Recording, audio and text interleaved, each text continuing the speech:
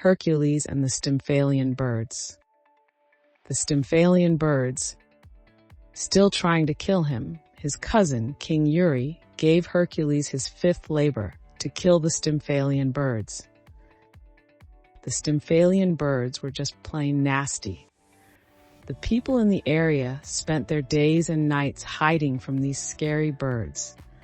The Stymphalian Birds had pointed beaks and ripping claws, and their feathers were made of razor-sharp bronze. They were the stuff of nightmares.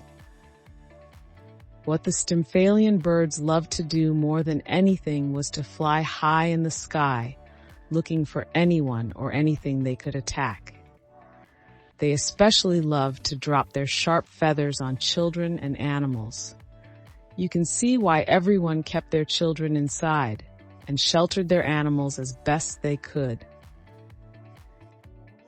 Hercules made a large shield of sturdy bronze to protect his body from the feathers. He used poisoned arrows to shoot all the Stymphalian birds as they flew by overhead. When the last bird fell, the people hiding inside their huts and homes rushed outside and cheered.